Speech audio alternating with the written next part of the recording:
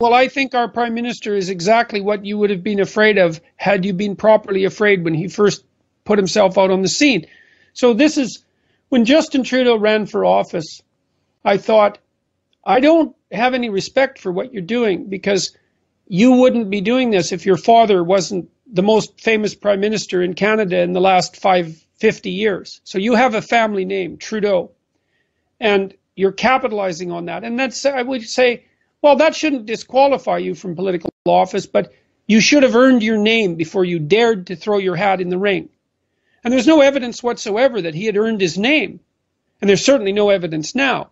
So I thought, well, I'm very suspicious of your character, because you should have thought very long and hard about daring to run for political office on the strength of your name alone.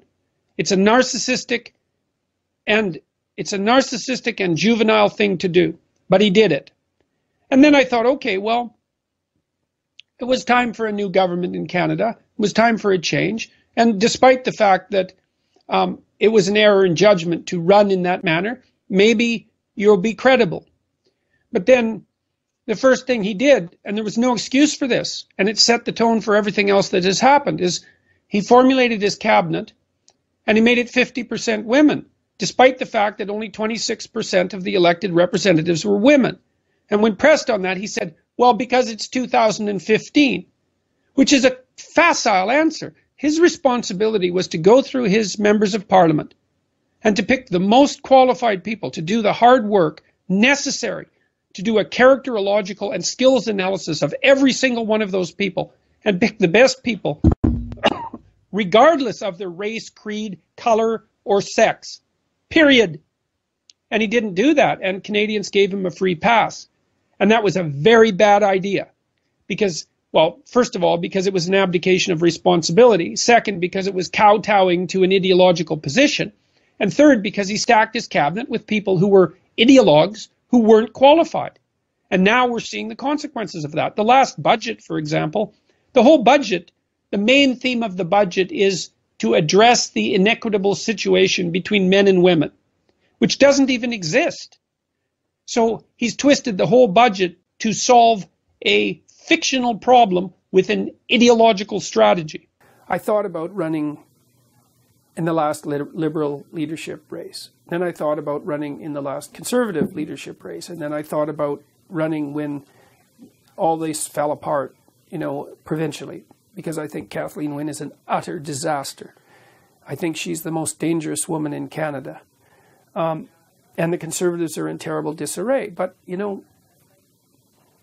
I thought it through. I thought, look, well, let's just take the situation with the power grid in Ontario. It's a mess. All right, so if I felt that I would be able to do something credible about that, let's say, that would probably be 6 months worth of 16-hour-a-day study, nonstop, just to understand it. It's like, I'm not prepared. It's a hard job. If you take it as a job, if you're serious about this, you have to understand it. And like the hydro grid is just one small corner of the complexity of Ontario, let's say. I thought, well, I could throw my hat in the ring, and it would make for an interesting political. It would make for interesting politics, but then I could win, and then I could fail, and that seemed like a really stupid strategy.